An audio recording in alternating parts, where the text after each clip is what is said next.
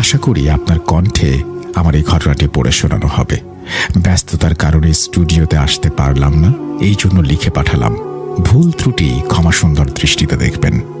ঘটনাটি আমার দাদার পরিবার নিয়ে, আজ থেকে প্রায় 40-45 বছর আগের।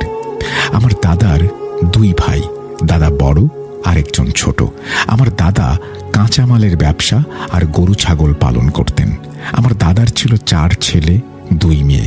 6 ভাই বোনের মধ্যে আমার বাবা 3 নাম্বার। সবার ছোট আমার ফুপু। ফুপুর বয়স 4 থেকে 5 বছর হবে। ফুপু অনেক সুন্দর ছিল। বাড়ির সবার ছোট হওয়ায় ভালোবাসা ও আদরও ছিল অনেক। আমাদের গ্রামটায় মুসলিম আর হিন্দু ধর্মের মানুষ নিয়ে বসবাস। আমাদের গ্রামে অনেক পুকুর আছে। এই যেমন ধরুন, একটি পুকুরের পাশে আরেকটি পুকুর, মাঝখানে মানুষের ঘর বাড়ি, চলার রাস্তা, এরকম অনেকগুলো পুকুর আছে গ্রামের মাঝে। 2টি পুকুরের মাঝখানে হাঁটার রাস্তার মাঝে হিন্দুদের একটি শ্মশান ছিল। পুকুরের শেষ পাশে ছিল একটা বড় মোটা আম গাছ। আমাদের গ্রামে এমন অনেক বড় বড় গাছ ছিল, মানুষ যেগুলো দেখলে ভয় পেত। এখনো শুনেছি বড় গাছগুলো কেউ কাটতেও পারত না ভয়ে। আমার বুঝে ওঠার আগেও এই গাছগুলো দেখেছি। গাছগুলো এত মোটা ছিল, 2-3 জন মানুষ একত্র হয়েও আমরা ধরতে পারতাম না। গাছগুলো নিজের ইচ্ছায় মরে যাওয়ায় বর্তমানে কাটা হয়েছে। প্রতিদিন এলাকার ছোট ছেলেমেয়েরা শ্মশানের পাশে আম গাছের নিচে খেলাধুলা করত। এখানে অনেক জায়গা ছিল এবং লোকমুখে শুনেছি এই আম গাছে অনেক জিনের বসবাস ছিল। একদিন বিকেল বেলা আমার বাবা, বড় কাকা, এলাকার আরো অনেকে এখানে খেলতে আসে। খেলা শেষ করে ছোটরা যার যার মতো বাড়ি চলে যায়। আমার ফুপু আর বাড়ি আসে না। দাদা দাদি যখন আমার কাকা আর বাবাকে দেখতে পেল, সাথে ফুপু নেই, তাদের জিজ্ঞেস করলো ফুপু কোথায়। তখন প্রায় সন্ধ্যা হয়ে গিয়েছে। দাদা আর দাদি তাদের দুজনকে নিয়ে যেখানে খেলাধুলা করে ওখানে গেল। অনেক খোঁজাখুঁজি করেও ফুপুর কোনো খোঁজ পাওয়া গেল না। এলাকায় জানাজানি হলো, ফুপুকে খুঁজে পাওয়া যাচ্ছে না। সবার বাড়ি বাড়ি গিয়ে ঘুরে আসলো, শ্মশানে খুঁজলো, কোনো খোঁজ মিলল না। পাশাপাশি 2টি পুকুর থাকায় ওনারা ভাবলো পানিতে পড়ে গিয়েছে কিনা। ওই বাড়িতে রাতে কেউ ঘুমাতে যায়নি। রাতের মধ্যে লোক খোঁজা হলো যারা পুকুরে মাছ ধরে, এবং তাদের দিয়ে 2টি পুকুরের জাল টেনে সব জায়গা দেখা হলো। কোথাও ফুপুর সন্ধান পাওয়া গেল না। তাদের চিন্তা অনেক বেড়ে গেল। কোথায় যেতে পারে এইটুকু মেয়ে? যদি পানিতে পড়ে থাকতো তাহলে লাশ অন্তত পাওয়া যেত। খোঁজাখুঁজি শেষ করে সবাই চলে যায়। রাত 1টা কি 2টা হবে। বাড়ির সবাই কান্নাকাটি করে খোঁজ না পেয়ে। একটা সময় সবাই ঘুমাতে যায়। যখন দাদা ঘুমাতে যায় তখন সে স্বপ্নে দেখে কয়েকটি মানুষের মতো অবয়ব, যাদের বড় বড় চোখ, লম্বায় গাছের সমান। তারা দাদাকে দেখা দেয়। দাদা অনেক ভয় পেয়ে যায়। স্বপ্নের মাঝেই তারা দাদাকে জানায়, তোমার মেয়েকে আমাদের কাছে নিয়ে এসেছি, কোনো চিন্তা করো না, আমাদের কাছে তোমার মেয়ে অনেক ভালো থাকবে। যদি ওকে আমাদের মতো বানাতে পারি তাহলে রেখে দেব, আর যদি না হয় তাহলে ফেরত দেব। তোমাকে শর্ত দিতে আসলাম। আমরা নিয়ে গিয়েছি, এই বিষয়ে যদি কাউকে জানাও, কারোর সাথে কথা বলো, বাড়াবাড়ি করো, তোমার পরিবার ধ্বংস করে দেব। দাদা তখন বলে, আমার খুব আদরের মেয়ে, ওকে ফিরিয়ে দিন, আমি আপনাদের কোনো ক্ষতি করিনি। ওরা দাদাকে ভয় দেখিয়ে বলে, আর কান্নাকাটি করে। 2 দিনের মধ্যে এই ঘটনা নিয়ে অনেক আলোচনা শুরু হয়ে যায়। দাদা অনেকে ভেঙে পড়ে। আয় রোজগার সব বন্ধ। সারাদিন শুধু কান্নাকাটি, খাবার খায় না, চিন্তা করে আর পাগলের মতো ব্যবহার করে। বাড়ির মানুষগুলো ভয়ে দাদাকে কিছু জিজ্ঞেস করে না। দাদা একদিন পর এক হুজুরের কাছ থেকে খবর পায় ওদের এলাকায় একটি বড় কবিরাজ আছে। উনি পারবেন দাদার এই সমস্যার সমাধান করতে। দাদা কবিরাজের কথা শুনে ওই দিন আবার কবিরাজের সাথে কথা বলতে ওনার বাড়িতে চলে যায়। কবিরাজ দাদার সব ঘটনা শোনে। ওনাকে কিছু পানি পড়া আর তাবিজ দিয়ে বাড়ি যেতে বলে। কবিরাজ দাদাকে আশ্বাস দেয়, আপনি আমাকে 6 থেকে 7 দিনের সময় দেন, আমি কিছু করতে পারি কিনা দেখি। এরপর দাদা বাড়ি চলে আসে। ওই রাত থেকে আর কোনো স্বপ্ন দেখে নাই দাদা, আর বাড়ির কাউকে স্বপ্নের ব্যাপারে কিছু বলেও নাই। বলে রাখি, আমার দাদার একটা অভ্যাস ছিল, রাতের বেলায় তাস খেলতো। বাড়ি থেকে একটু দূরে রাস্তার পাশে বণিক বাড়ি ছিল, ওইখানে সবাই মিলে তাস খেলতো। বণিক বাড়ি বলতে হিন্দুদের লোকেরা মুদিমালের ব্যবসা যারা করে তাদেরকে বলা হতো। দাদা যখন তাস খেলতে যেত, আমার বড় কাকা আর বাবা প্রতিদিন গিয়ে এগিয়ে নিয়ে আসতো। তখন তো এলাকায় বিদ্যুৎ ছিল না, তেমন লাইটও ছিল না, হ্যারিকেন নিয়ে সবার যাতায়াত করতে হতো। ফুপুকে নিয়ে যাওয়ার পর দাদা অনেক দিন আর খেলতে যায়নি। আমাদের বাড়িতেও বড় একটা তেঁতুল গাছ ছিল, এরকম গাছে অনেক জিন পরীর বসবাস নাকি থাকতো আগের দিনে। ওই গাছটাকেও আমাদের বাড়ির মানুষ রাতের বেলায় ভয় পেত। এই জন্য দাদা যেদিন খেলতে যেত, ওনাকে বাড়ি থেকে কেউ না কেউ হ্যারিকেন দিয়ে এগিয়ে নিয়ে আসতো। ফুপুকে নিয়ে যাওয়ার 6-7 দিন পর দাদা একদিন রাতে বাড়িতে কাউকে কিছু না বলে তাস খেলতে ওখানে চলে যায়। আগের দিন মানুষ সন্ধ্যা না হলেই ঘুমিয়ে পড়তো। দাদি বা বড় কাকা কাউকেও কিছু বলে যায়নি, তারা এই জন্য সকাল সকাল ঘুমিয়ে পড়ে। দাদা অনেকক্ষণ তাদের জন্য অপেক্ষা করে, কেউ বাড়ি থেকে ওনাকে নিতে আসেনি। খেলা শেষ হবার পর রাত 1টার দিকে নিজেই রওনা হয় বাড়ির দিকে। দাদা যখন রাতে রওনা দেয়, তখন রাত অনেক হয়ে যাওয়ায় বণিক বাড়ির লোকজন দাদাকে নিষেধ করছিল, ওনাদের বাড়িতে থেকে যেতে বলছিল। তাদের কথা না শুনে দাদা চলে আসে বাড়ির উদ্দেশ্যে। বণিক বাড়ি থেকে যে রাস্তাটি দিয়ে আসা হয়, ওই রাস্তাটি দুজন পাশাপাশি করে হাঁটা যায়। দুপাশে গাছের কারণে জঙ্গলের মতো লাগে, অনেক বড় বড় গাছ দুই পাশে। এই রাস্তায় দিনের বেলাতেও হেঁটে আসতে অনেক ভয় লাগে, লোকজন তেমন চলাফেরা করে না রাস্তাটি দিয়ে। একটি মহিলা উঠে আসে এবং নিমিষের মধ্যে তারা দাদাকে চারদিক থেকে ঘিরে ফেলে।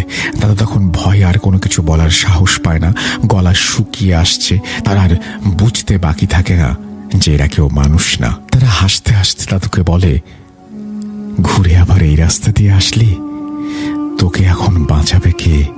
দাদা ভয়ে কিছু বলার সাহস পাচ্ছে না, শুধু এইটুকু বলে, আমি তোমাদের কি ক্ষতি করেছি? দাদাকে তখন বলে, তোকে অনেকভাবে বুঝিয়েছিলাম, তুই আমাদের কোনো কথাই শুনলি না। এই বলে দাদাকে একটা পিঠের মধ্যে থাপ্পড় বসিয়ে দেয়। পাশে ছিল বাঁশ ঝাড়, দাদা শুধু এইটুকুই দেখতে পায়, থাপ্পড় দিয়ে বাঁশ ঝাড়ের ওপরে তুলে আবার নিচে নামিয়ে ফেলে তাকে। এইরকম 2 থেকে 3 বার। এরপর তারা চলে যায়। দাদাকে বলে, তুই বাড়ি চলে যা, পেছনে ফিরে তাকাবি না। দাদা এই অবস্থায় বাড়িতে আসেন। বাড়িতে এসে কাউকে কিছু না বলে ঘরে ঢুকে পড়েন। এইরকম কোনো ঘটনা হলে নাকি ঘরে ঢোকার আগে গোসল দিয়ে ঢুকতে হয়। দাদা ভয় আর গোসল করেননি, ঘরে ঢুকে বিছানায় না শুয়ে মাটিতে শুয়ে পড়েন তিনি। দাদিকে ডেকে বলেন, আমার ছোট ভাইকে ডেকে আনো। দাদি দাদার ছোট ভাইকে ঘুম থেকে তুলে নিয়ে আসে। ছোট দাদাকে ডেকে আনার পর ওনার হাত ধরে দাদা বলেন, আমার ছেলে মেয়ে সবাইকে তোর হাতে তুলে দিয়ে গেলাম, ওদের দেখে রাখিস ভাই। ঘটনার শুরু থেকে শেষ পর্যন্ত সবকিছু খুলে বলেন তিনি। পেছনে থাপ্পড়ের দাগগুলোও দেখান, লাল হয়ে পুরো পিঠ ফুলে গিয়েছে। ফজরের আজান দেবার একটু আগে উনি শেষ নিঃশ্বাস ত্যাগ করেন। এরপর থেকে আমাদের পরিবারে আর কোনো সমস্যা হয়নি। এখন পর্যন্ত আমার ফুপুকে পাওয়া যায়নি। জানি না আমার ফুপু কেমন আছেন। ছোট দাদা আল্লাহর রহমতে এখনো বেঁচে আছেন। আমার দাদি 2007 সালে দুনিয়ার মায়া ত্যাগ করে চলে যান। তখন উনি অনেক ছোট মেয়ের কথা বলেছিলেন। ঘটনাটি সম্পূর্ণ সত্য। আমাদের আত্মীয় স্বজন এবং গ্রামের সবাই এই ঘটনা জানে। আমি ছোটবেলা থেকেই দাদি আর মা বাবার কাছে এই ঘটনাটি শুনেছি। আরেকটি ঘটনা, আমার বাবার ছোট যে ভাইটি ছিল, আমার কাকা, ওনাকে নিয়ে। ওনার বাড়িতে ছোট একটা দোকান ছিল। দিনের বেলায় অল্প বেচাকেনা হতো। কাকার একটা অভ্যাস ছিল মাছ ধরার। উনি প্রতিদিন সন্ধ্যাবেলা এলাকার কয়েকটা পুকুরে ছোট মাছ দিয়ে বড়শি পেতে রাখতেন। রাতে গিয়ে দেখতেন মাছ লেগেছে কিনা। এরকম ওনার অভ্যাস হয়ে গিয়েছিল। ফজরের আজান হলে প্রতিদিন উনি দেখতে যেতেন মাছ লেগেছে কিনা। কিছুদিন উনি লক্ষ্য করেন বড়শিতে মাছ লাগে আর কে যেন মাছগুলো নিয়ে যায়। উনি সিদ্ধান্ত নিলেন এখন থেকে রাতে গিয়ে দেখবেন কে মাছগুলো নিয়ে যায়। প্রতিদিন রাত 12টা থেকে 2টা পর্যন্ত কয়েকদিন তিনি যান। কিছু দেখতে পান না। 2023 সালের মে মাসে একদিন রাতে 3টার দিকে উনি বড়শি দেখতে যান, গিয়ে আর বাড়ি ফিরে আসেন না। সবাই তখন ঘুমিয়ে থাকে। ফজর আজান হওয়ার পর কাকি জেগে দেখে উনি নেই, এখনো ঘরে আসেনি। তাই ভেবে সবাইকে ডেকে নিয়ে আজান দেওয়ার সাথে সাথে খুঁজতে বের হয়। ওনাকে পাওয়া যায় একটা বাঁশ ঝাড়ের নিচে মৃত অবস্থায়। লাশ হয়ে পড়েছিলেন তিনি। নাকে কানের মধ্যে হালকা রক্ত লেগে আছে। আর জানা হয়নি উনি কিভাবে মৃত্যুবরণ করলেন। আমাদের পরিবারের জন্য সবাই দোয়া করবেন। ভালো থাকবেন সবাই। আপনাদের অনেক মূল্যবান সময় নষ্ট করলাম। আমার ঘটনাটি সিলেক্টেড হলে ইমেইলের মাধ্যমে জানিয়ে দেবেন প্লিজ, অনেক উপকৃত হব। ভালো থাকবেন, আল্লাহ হাফেজ। এই বলেই তিনি তার ঘটনা শেষ করেছেন। আশা করছি এই ঘটনাটি আপনাদের ভালো লেগেছে। যদি ভালো লাগে অবশ্যই আমাদের জানাবেন। আমরা চলে যাব আমাদের পরবর্তী ঘটনায়।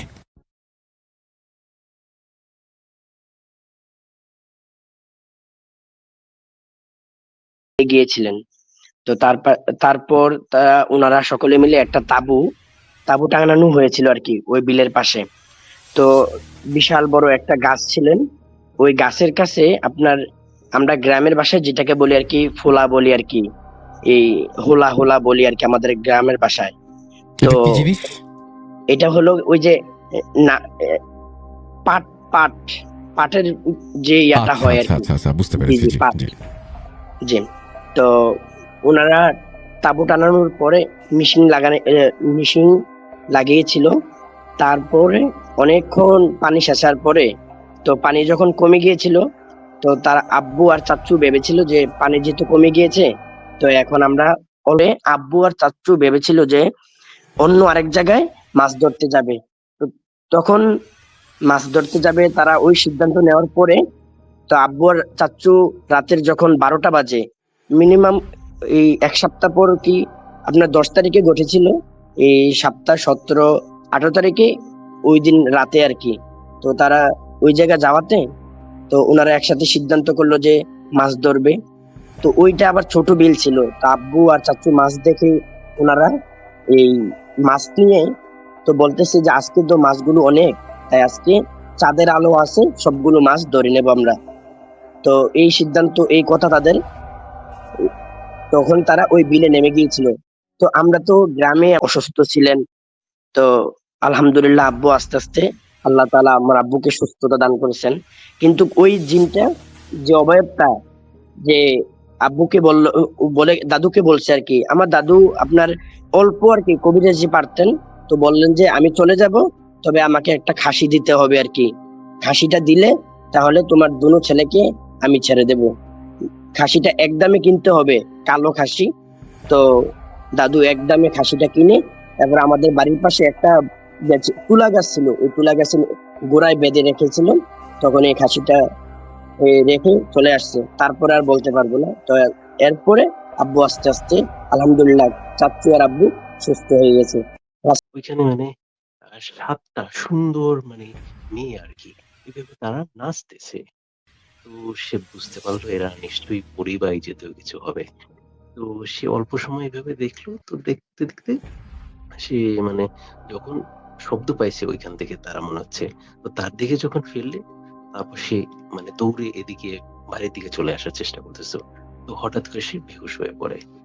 এর পরের দিন যখন তার হুঁশ ফেরে, তার এলাকার সবাই গিয়ে তাকে ওইখান থেকে মানে উঠায় এবং ওইখান থেকে বাড়িতে নিয়ে যায়। এরপর তার কাছে জিজ্ঞেস করে যে কি হয়েছিল। পরে সে ওই ঘটনা বর্ণনা করে এবং ওইখানে সবাই গিয়ে দেখতে পায় যে ওই যে 7টা গর্ত, সেই বিশাল বিশাল গর্ত তৈরি হয়ে গেছে। আজ আবার শুনতে পাচ্ছেন শব্দটা? ভয়ের আরেক নাম ভূত.com with Russell।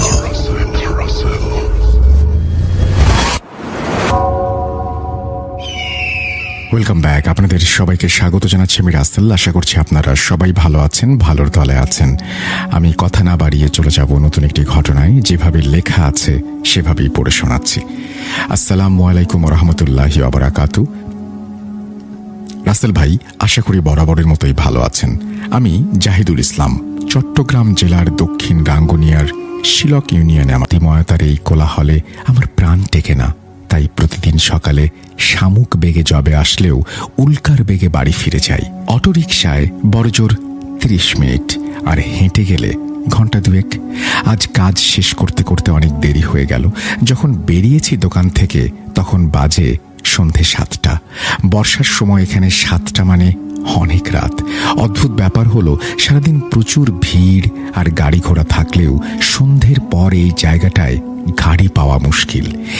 এই আসবে ওই আসবে ভেবে ভেবে ঘণ্টাখানেক হয়ে গেল স্টেশনে দাঁড়িয়ে আছি। একটু পরপর ঠান্ডা হাওয়া দিচ্ছে, কালো আকাশে মেঘেরা ব্যস্ত হয়ে ছুটছে এদিক ওদিক। হাটের মানুষজন বাড়ির পথ ধরতে শুরু করেছে অনেক আগেই। এদিকে গাড়ির তো আর আসার নাম নেই। এখন একটাই আশা, পুলিশ সার্জেন্টদের চেকিং এড়াতে বড় বড় গাছ ভর্তি ট্রাকগুলো একটু রাত করেই পরিবহনে বেরোয়।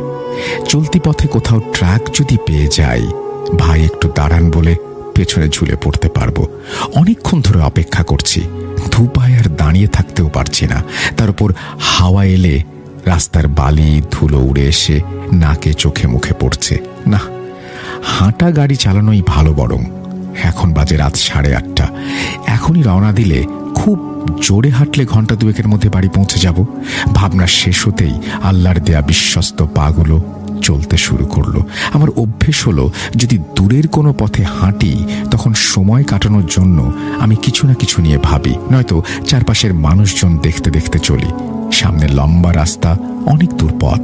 পথে কোথাও ঝুমঝুমিয়ে বৃষ্টি নামলে আর দেখতে হবে না। শেষে জ্বর সর্দি বেঁধে নির্ঘাত একটা বাজে অবস্থা হবে। আমার জীবনের সাথে ঠান্ডাজনিত রোগের একমাত্র শত্রুতা।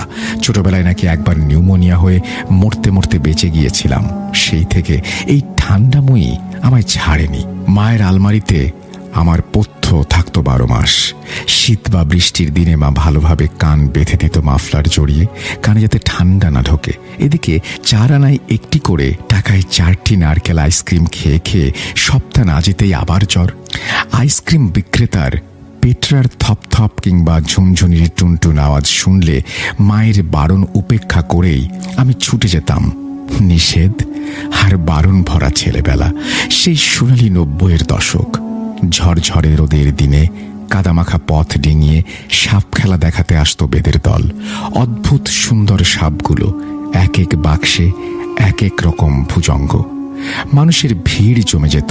নানান কসরত দেখিয়ে সাদা লজ্জাবতীর টুকরো 10 টাকায় বেচে ছাড়ত।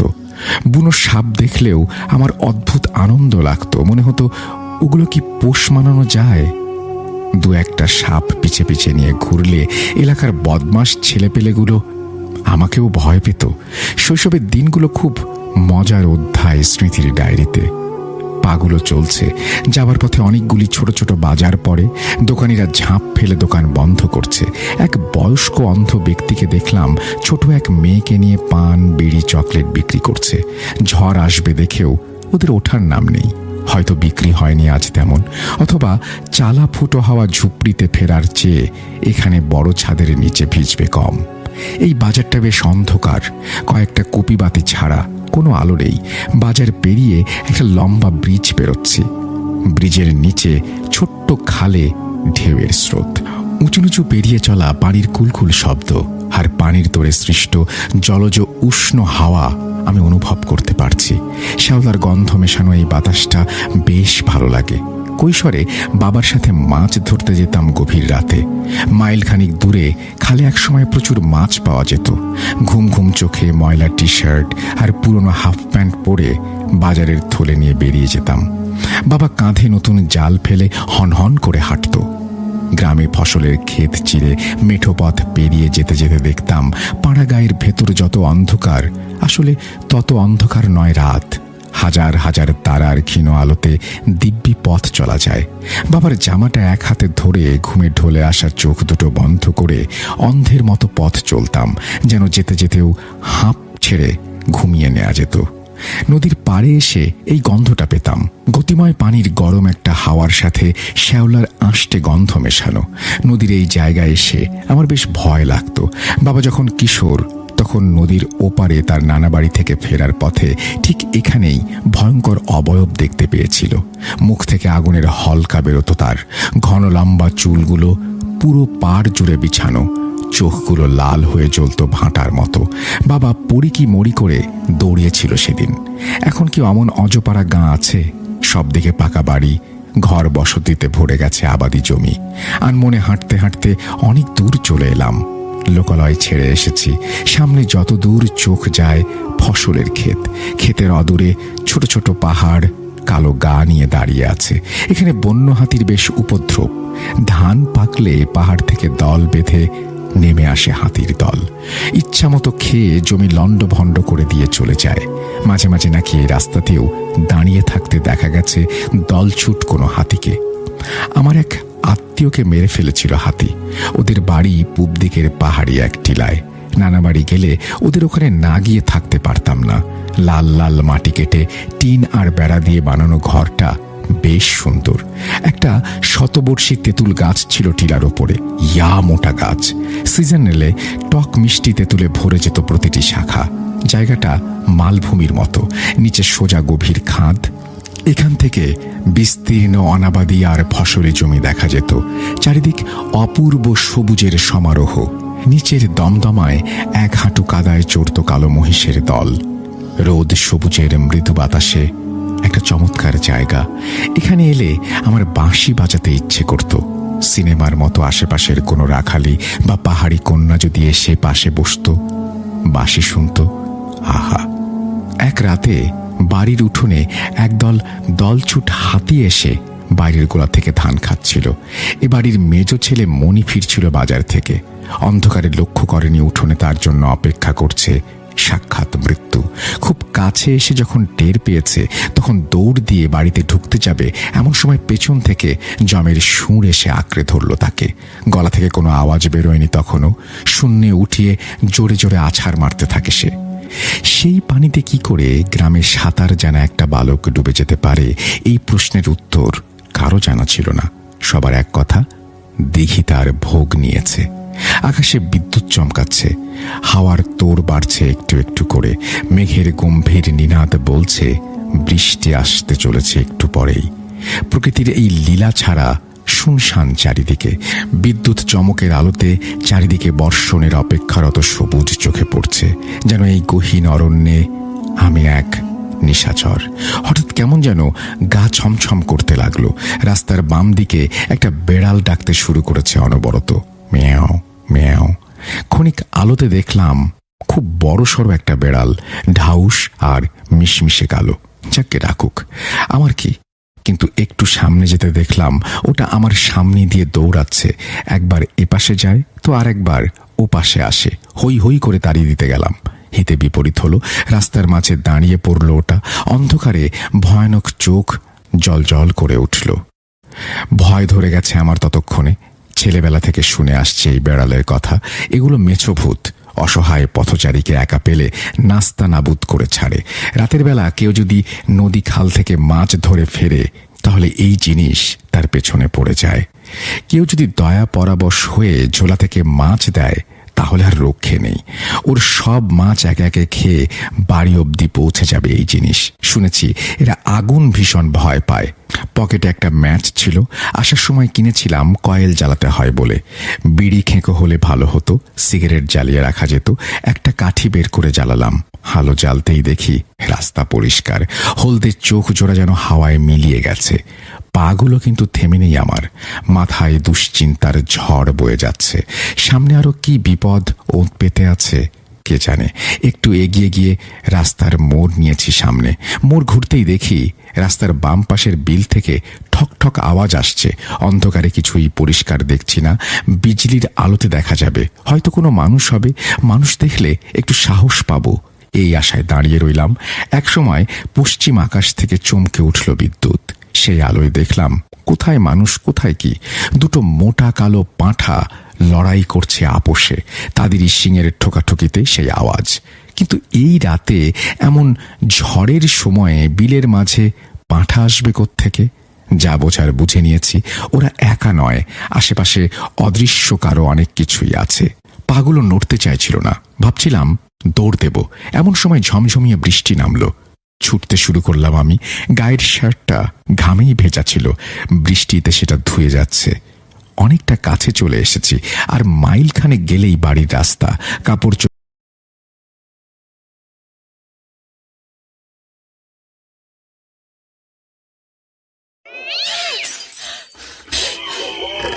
আজ আবার শুনতে পাচ্ছেন শব্দটা? ভয়ের আরেক নাম ভূত.com with Russell.